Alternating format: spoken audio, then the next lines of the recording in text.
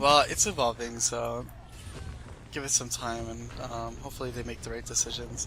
That's the one thing that keeps me attracted to Guild Wars 2, because even if something isn't working, which you can't predict, when you're developing a game, you can't predict that everything's going to work. I mean, that never happens in any game. There's always big problems in game design that needs to be fixed.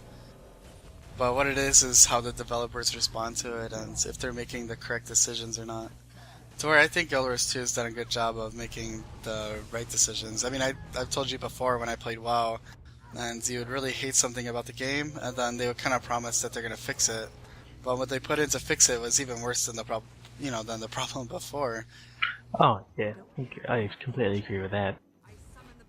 And then the thing that's really gets on your nerves, because you depend on them to fix it every single time, and then every time it feels like they keep letting you down, to where it just really wears, it just wears you down towards the game where you don't want to play it anymore. That's what happened to me for a while.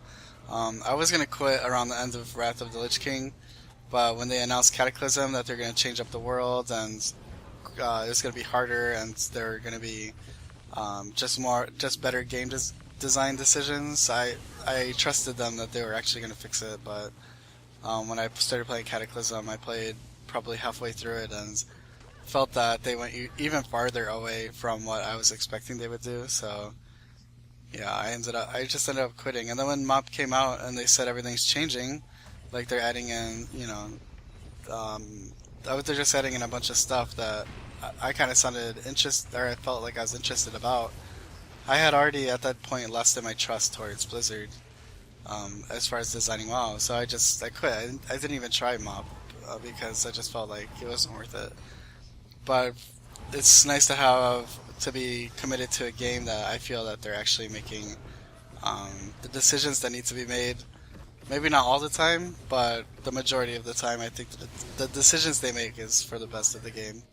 Yep, So agree yeah, that.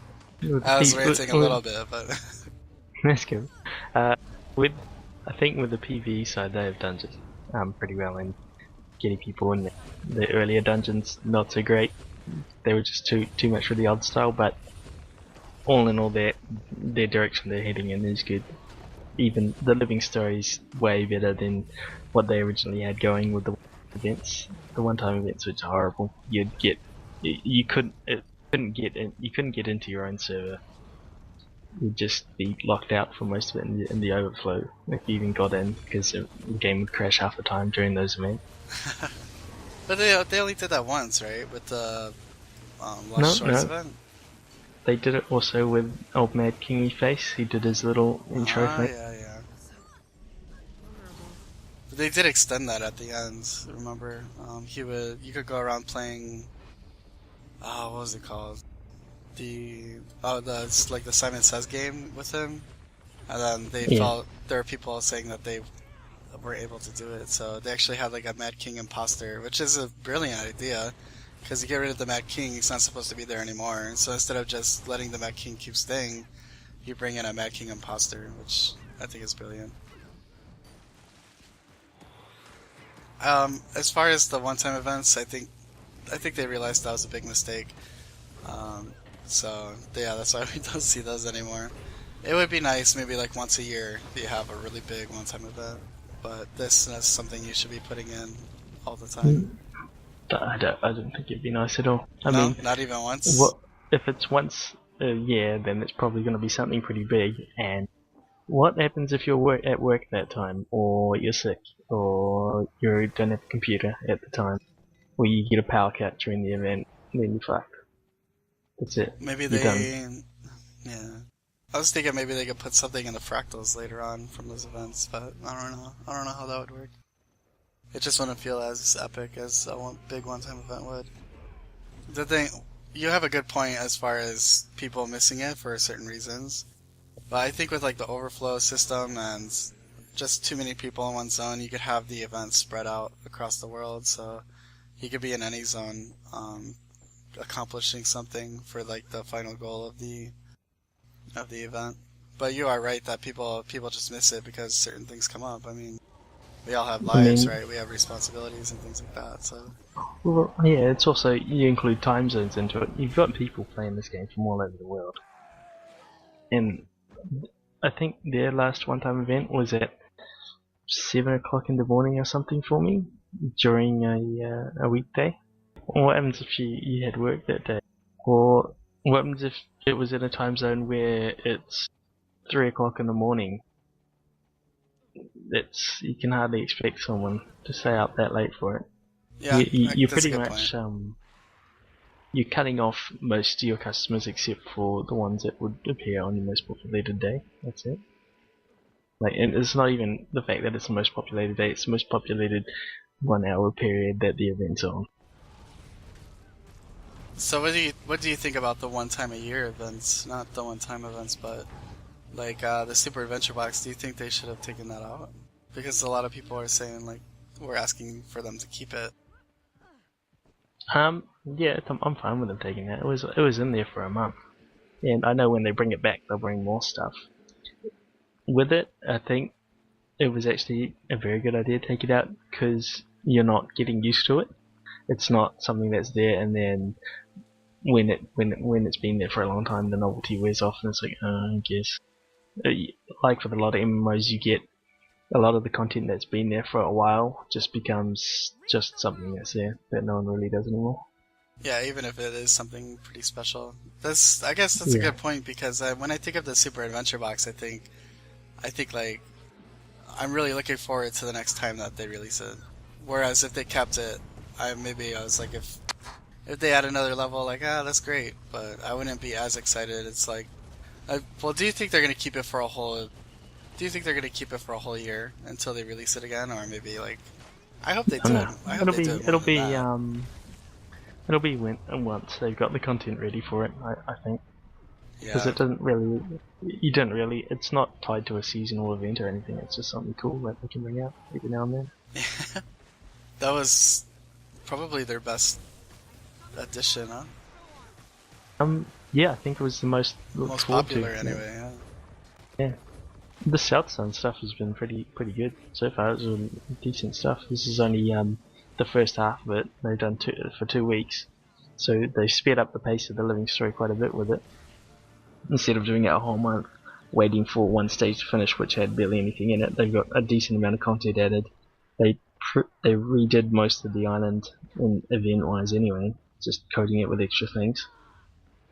Yeah, I was gonna ask you how you felt about well, the first one's the Secret of the South Sun. How you felt about those? Because one of the complaints I had about the earlier Living Story, the Living Story Flame of Frost, one of the big complaints I had was that there just wasn't enough to do every time they released one of these little patches. The first one was okay because you had the achievements you can get, and it actually took a little while going around fixing signs and things like that. But even that was a little short. But what South Sun did for the first one, I thought it actually took a while to get the achievements. There was actually quite a few achievements, and they added in a mini game as well. So there's actually a lot more to do at the beginning of this living story. You know, there's things to get, whereas before there was nothing to get before. It was just you could get the achievements was about it, and then you would have to wait a month for another tiny little achievement, where it wasn't really anything substantial. So I think people might have lost interest in the Flame of Frost one before the dungeon came out. Then everyone was doing the dungeon and doing it a lot too. I actually wish I did it more. I mean, we did it quite a bit, but I love that dungeon. I wish we did it more. So I think, in my own opinion, I think they did much better with the Secret of South Sun as far as telling a story and yeah, and just the achievements and the things you can do. So I think they really did a good job adding a lot more stuff in. Same. I think with the other one, you didn't really feel exposed to the event. It didn't really feel like there was something extra going on. It was just there was some signs and some guys walking down a line. Whereas with this one, you're on the island, you can see the chaos happening everywhere. With the old consortium trying to suppress the masses and the settlers rebelling and everything, which is really good. It feels more alive than the previous one. The last two events in the Flame and Frost were great. When they released the Braham and the Rock story, and then when they released the dungeon. The ones before that were pretty bad. I thought not bad. It's just there just wasn't enough to do, and it made you not really care about the story, like you were saying, because there just wasn't enough to do. But the last two were good, and the first Secret of the South Sun was good. So um, I am actually really, really looking forward to Last Stand of South Sun because I'm guessing that the Canuck Slayer is going to be a dungeon. Well, hopefully, and I'm really looking to see how they do this next dungeon because the Molten Weapons facility was amazing, and I want to make sure that it wasn't just a one-hit wonder. You know what I mean? I want to make sure that they could do it again. Yeah, I think it's not an actual dungeon. It's going to be a story instance, initially single player, and then when you complete it, you can go through again multiplayer. I don't know if it'll be an actual full-on dungeon. They did say that it starts a single player, then when you finish something, that you can go back into it with friends, right? Yeah, they did.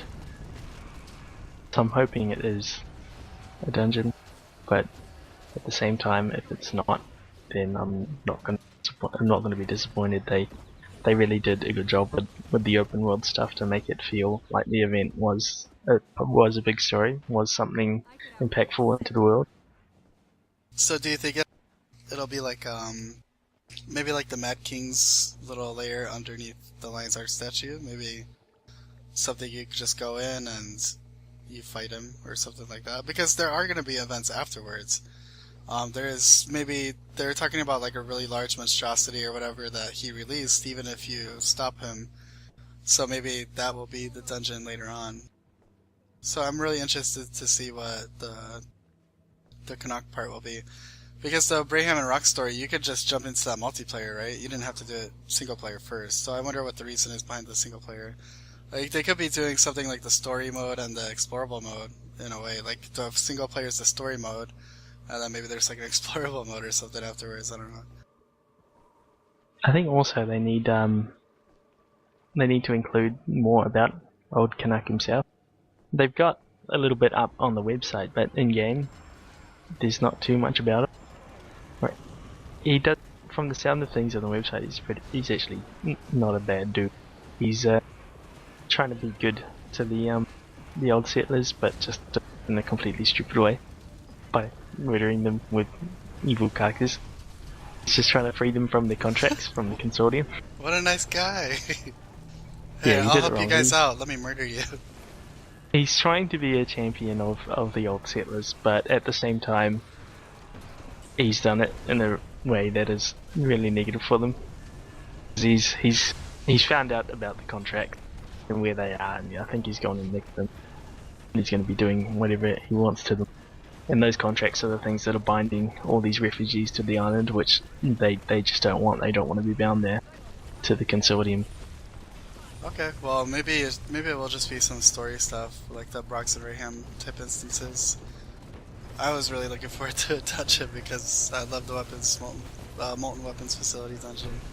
But yeah, like I said, I can't wait to see the dungeon and the new South Sun stuff because I really want to see if they can pull it off again. If they could pull it off one more time, then I feel that like yeah, okay, Guild Wars 2's they really got their stuff together now. I think if they did pull it off, that'd actually be really fantastic. I mean, that's what one dungeon straight after the other, in content-wise released. That's a really good job doing it in such a small time span. Yep, it goes to show you that they learned their lessons. As you know, they have all the old dungeons in the game, and a lot of them are still really good. There's a couple of problems with some of them, but for the most part, the dungeons are good. Some mechanics could be changed in a couple of them, but there's nothing you can really do about it because they're just in the game already. But if you start looking at the new content that Guild Wars 2 is releasing, they're really showing that they're learning the lessons and they're listening to people as far as moving forward. They haven't abandoned the old dungeons too. They're still in the process of redesigning them. They've gone and they've redone AC, made the fights a lot harder. You don't necessarily need a tank for all the little NPCs anymore. You just have to be good at evading them. I wonder, they give all the monsters, every single one knockdown, right? Most of them. have some Pretty form of much all annoying of them. knockback or knockdown. All the some skulk CC. anyway. I wonder if they just put that in trying to stop people from running through. But This thing it doesn't, because it you does. just fire on save ability and you run through. It just makes it makes you want to run through more. One really simple solution is, in most MMOs, when you're in a dungeon, there's like unlimited. I don't know how you call it, but the minions or the enemies never stop following you if you aggro them. You have to kill them once you aggro them. As far as Guild Wars 2 goes, you can just run away a little bit and unaggro or get them off of you. They'll reset. So, what do you think about them putting in something kind of like what I relate to is WoW mostly, because that was my main MMO, where if you aggroed something in the dungeon of WoW, you would have to run all the way back to the beginning and go out if you actually didn't want to kill it. I think that is just like that'd be a simple way to fix it, but at the same time, it's not really that fun. You're just covering over the fact that it's sort of a band-aid because you're not solving the underlying problem, which is the mobs just weren't worth killing at all. But when are trash mobs in any game really ever worth killing? You know what I mean? Well, exactly. You could make it so that people wouldn't mind killing these mobs because they might get something from it. Just say put like a rare chance for some form of exotic to drop from a trash mob in there. Like It doesn't have to be something that's gear wise, but it could just be something decorative or fancy. like a And people 0.001% of a precursor, maybe. No, not a precursor. Because then people would be just going for it hard. Something. Yeah, it fixes you know, it, like right? the old People the go for jetpack. it. Yeah. Something on the quality level of the jetpack from the Molten Weapons facility. You did that for the mobs, and then not only did that, also put in stages where you can't advance further past this area without killing those mobs behind you, like gates. Yep. Throughout the whole thing. Perfect. And I think it's an amazing idea what you're saying about the armor skins and maybe every single dungeon the trash mobs could have a rare chance of dropping a specific skin for that dungeon. That looks really cool. Like in AC you could have like a skulk armor or something like that. Like you skin a skulk and wear it on your back or something. Kind of like the South Sun one. Just little cool things like mini pets and whatnot. Yeah. Hell, even some kind of dye. Skulk dye. That's awesome though. I love that idea. Because then it's like with the fractals, you don't really feel like skipping the mobs. You want to kill them because you get good drop. The drops are good. You get the sometimes you get the old shards of ectoplasm. Is it no glob of misty essence? That's what it's called. Yeah, that's one. Where you can get shards. Yep. And they also kind of what you were saying as far as like you can't proceed to the next area. There's this gated off or something until you kill the mobs you're passing through. They have decent mechanics like that in the fractals too, to where you have to finish certain things before you can move on. Yeah. Because you think like the Colossus where you didn't have to break the seals, like people would just run all the way to the top. Oh god. Yeah, screw the seals. I mean that's in a very exaggerated analogy of what the problem is in dungeons. People are skipping all the content. I mean, we've been with somebody in a group before where they're like, "Oh, we can run past this. You know, we can bug this guy out so we can just run past." And I just have to stop and say like, "Why? I don't know if I sound stupid saying this, but when I do the dungeon, I do it because I want to play the content, not because I want to skip everything and just get the reward at the end. I don't understand that." A lot of people also just exploit bosses because they can, which is just a sad fact of playing an MMO. If someone can, they'll just take the path of least resistance to their reward. I just feel like if you're gonna play an MMO, especially you're gonna dedicate yourself. Like MMOs are different than other games because it's almost like being in a relationship. You kind of dedicate yourself to that game, and I don't know why you would dedicate yourself to a game where you just want to skip all of the content. It's like being in a relationship and you just skip all the good stuff. You know, you skip all the content. You and your lady are gonna go have a special night. You know, go stay at a hotel or something, and you just want to just skip it. You know, It's like having that content. Isn't that what's good about the game? I mean, killing trash mobs aren't always the funnest part, but there are a lot of places where you can skip somewhat like events in the dungeon and things like that. But I don't understand. I mean, I understand. I shouldn't say I don't understand. I understand why people do it, but for me personally, I don't like doing that kind of stuff. I don't think there's anything wrong with it, but for me, I want to enjoy the content. I don't like skipping it. If that makes any sense. Hopefully it does. It does, yep. A lot of changes coming in World vs. World the 28th, man.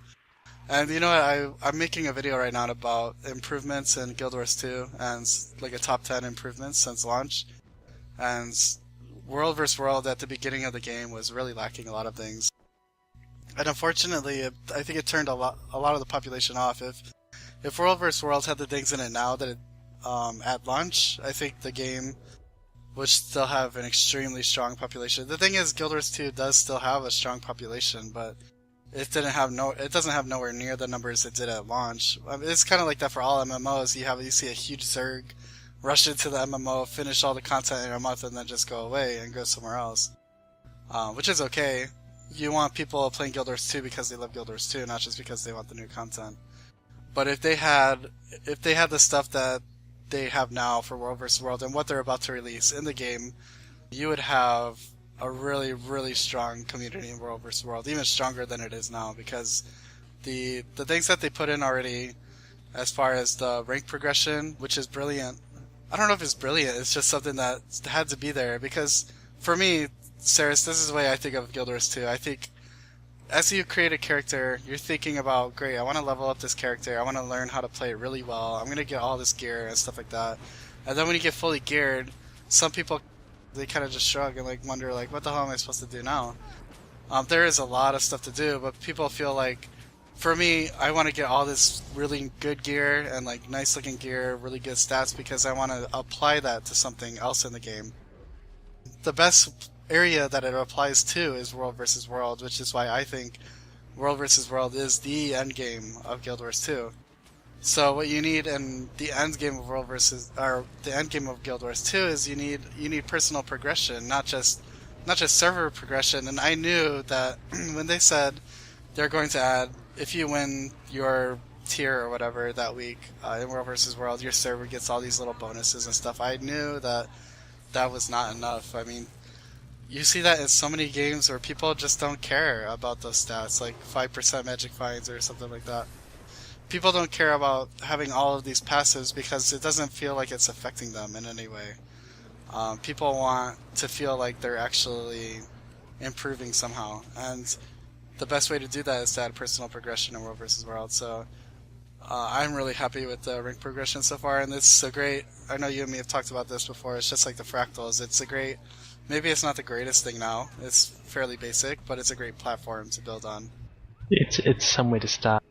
It does give you something that you feel worth fighting for. It feels worth fighting for getting up those ranks, even though they're just at the moment they don't really give you that much. It's something you can work towards, whereas before all you had was point per tick, which was cool if you went hardcore at it, but after a while you will get bored of it, because at the end it was just such a thing that was so distant from the actual gameplay that you didn't really think about it while you were playing, unless you really wanted your server to have that extra points. The world getting in there and fighting in World vs. World itself it needed something extra.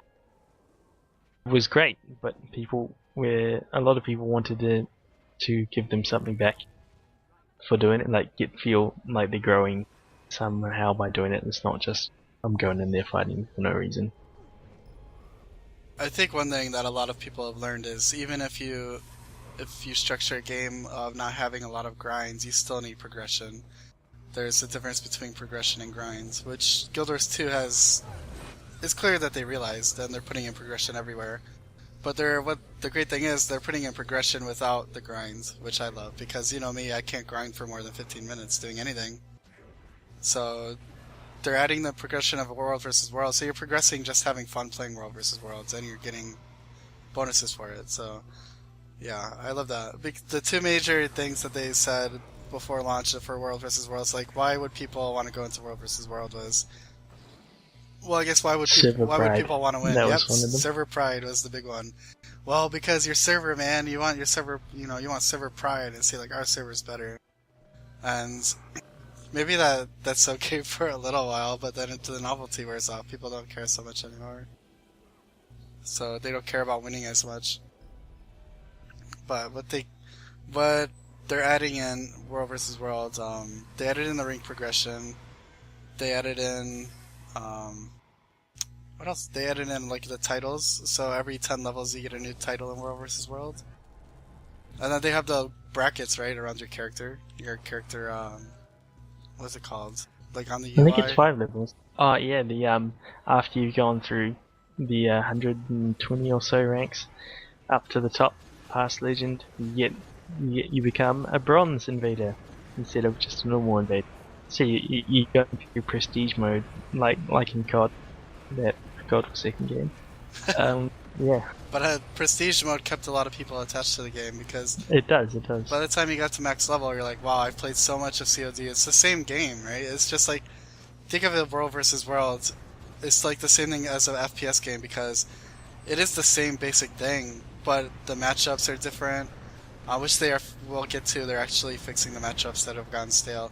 But when you go into World versus Worlds, it's the same thing, right? You're capturing cubes, so you're doing the same mechanics over and over, but the experience always changes a little bit, every day you go in. And it's like that for an FPS game where you're always playing the same maps, you're always playing the same game mechanics, but it's a little bit different, isn't it? Like every single time you go on. And I'm also happy that they didn't make it so that progression was just stat based by getting better gear. Like they didn't include the old gear treadmill. They've gone for a different kind of progression, which is still has that same. Yes, I'm getting better, but at the same time, you're not getting stupidly overpowered compared to someone who's just came in. Yep. And they're adding in. What are they adding in the 28th to help with gear in World vs. World? You tell me, Sarah. 28, you're getting the ascended gear. That's coming in. You're getting a chest every rank you go up. You will get a reward chest. It's a World v World based one, so it'll have hopefully tons of free siege and also maybe extra items too. I hear there's a chance for precursors to drop in it, so it should be good to get at least some rares or exotics out of those chests too. The way to get anybody to play anything in Guild Wars 2 is just add a chance to get a precursor. That's it. I think that'll populate all of the worlds. Hey, if you go to Wayfarer Foothills and you kill trolls, there's a chance to get a precursor. But all of a sudden you'll see a flood of hundreds of people there trying to get it. At the same time, that isn't really something you want to do. No. You don't want to be fighting them out there. I think the whole precursor itself being random wasn't really the best idea because the way they stated legendaries was it was supposed to represent mastery of the game. Essentially, you've gone and you've done all these bits of the game and done it successfully, and here's your reward for it. You got something shiny. But unfortunately, they included a lot of the mastery was just gather mats, lots and lots of mats. Yeah, just it's just like mat. any other game, isn't it? Yeah, that was the grind, which was like, Yeah, well, they're actually fixing that though now, aren't they? They're actually going to add in specific paths, like actual linear paths, right? To well, maybe not linear, but they're definitely adding in paths to get you get your precursors now. Where precursors are going to still be random throughout the world, but there's actually a way to, like a path to get a precursor, which might actually upset a lot of people who've gotten legendaries already. But it makes me happy because I didn't get my legendary yet. it doesn't upset me at all. I got one. It's something that was definitely needed. It was basically they had the gift of fortune, which had the luck component, and you had the mystic clovers, and that should have been the luck thing. But then you have the precursor itself, which should be like the basis of the item, but it was just pure luck or massive gold farming just to get it. So you're There's saying the Mystic no way Clover around should have it. been the luck part, and the precursor should have been more the. There It shouldn't should have have been been luck to it. some epic challenge of some sort Could- throughout all of Terraria. I can imagine you could be like dungeon master and just completion of the game mostly. A lot of it. Well, that's it. You can add in all of those, and then you just want to throw in something completely epic to getting it. Right. It's sort of like that's the final boss of the legendary, getting the precursor. Do you know? Whereas at the moment it's, woohoo, I opened a chest and got a precursor! Well, the Mystic Forge gave me one! Yay! The Mystic Forge hasn't given me one yet. Damn it. It's given me one, which isn't even the legendary I'm using. It's that was for Moggy. Yeah, you just Good give it old to Muggy. someone. The fuck is wrong with you? You're too I'm, nice. I'm nice at times. Where's my precursor, damn it? Well, when I get there, jeez, settle down. Get me! I want to dual incinerators on my Ellie. That'd be awesome. Anyway, That's the thing. When I'm playing, I do try to help people, but at the same time, I don't do it so much to the point where I'm setting myself behind. I try to keep myself self-sufficient and then give off any extras that I've got. Whereas it's like with the was it, what's the precursor of the Colossus for the old hammer, the one that I gave to Moggy? I could have sold that and just made a fortune, but no, I didn't need it. I had plenty of gold, and Moggy really needed the precursor for his legendary, so yeah. it was just the thing to do. Give it to him. That's why that's why I use all the gold I get. That way, if anyone asks for it, money, I don't have any. If I was sitting on like 10,000 gold right now, I just wouldn't know what to do with it. I just felt, okay, I'll just go buy all the legendaries, and then what? All the extra gold, I wouldn't be trying to hoard more. Wouldn't need it. More dies. That's what I would do, probably. I'd go buy it like every single day. Just take my character out and a couple of legendaries. That's the thing, I wouldn't even want all of them because not all of them look great. Some of them are just absolutely atrocious. I got an idea. You could buy an unlimited amount of consortium crafting tables. Why? Why would I do that? Because you never have to waypoint back and craft. You just craft wherever you don't have to. You could, if you really felt cheap, you could just enter your Borderlands and then use the crafting tables there.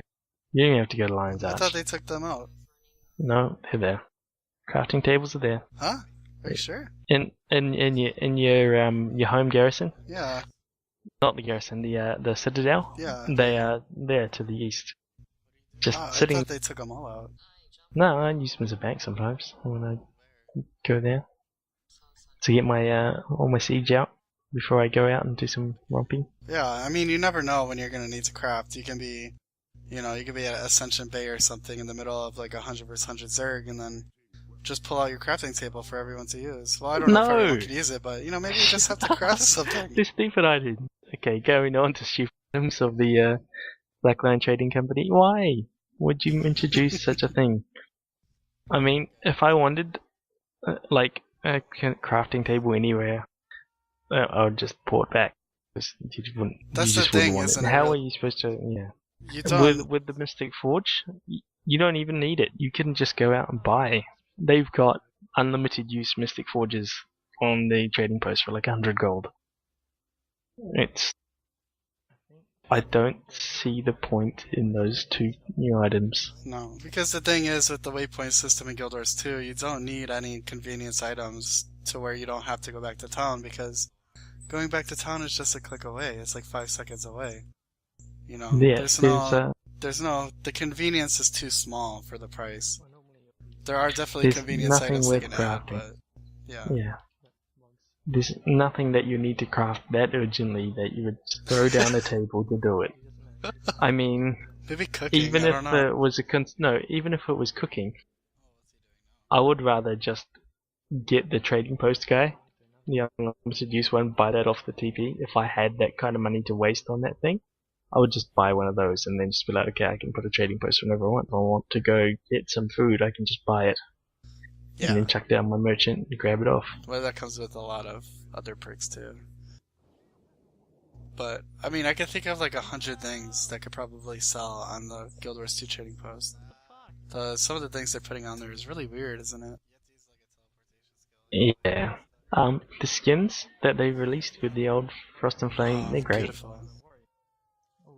That's a step in the right direction. The Rock's What I really was the want? Rock's quiver, and then Braham's shield and mace, right? Yeah, and what is it, Rox's bow as well? Oh right, Rox's bow, short bow, right? Hell, you even had the tunneling tool, which people want, because it was, even though it's town clothes type thing, it was something cool. Yeah. You dig underground, whereas with the old town clothes, you get a hoodie. Yeah, no, just no. The thing is, I could see the consortium table being put up when you kind of start running out of ideas to put on the trading post, but there's just so many good ideas that they could put on the trading post to where I don't know why they resorted to the consortium crafting table already. It's like the, think, you know, the QVC, like the shopping channels and stuff like that on cable. It's like when you really need we don't to. have those yet. Oh, you don't? Okay. Well, when you need to really fill airspace, then I can see you putting like a really, you know, something crappy on there after you use up all the good stuff. But there's so many good things they could put on there that people would buy. So, man, I just, I don't know. I don't want to say anything bad, but who came up with that idea? Because if there were no waypoints and then there were mounts, and you had to actually run everywhere to where you were like, oh, I have a lot of things in my bags, I want to get rid of it by crafting, then that's like an actual reason to pull out a crafting table, because it would take you too long to go all the way back to town and then back to where you were. But with the waypoint system, anything that you can drop down, crafting table, even the trading post and things like that, you're just one click away from those things anyway. And if you think about it, the cost to buy one of those with gold would probably be worth whatever item you're going to craft. To be honest, 100 gems, that's like That's 3 gold plus wow. at the moment. For only one use, huh?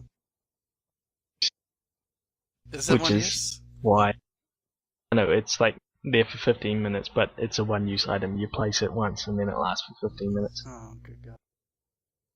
And it doesn't move either, so it's there, fixed on the ground.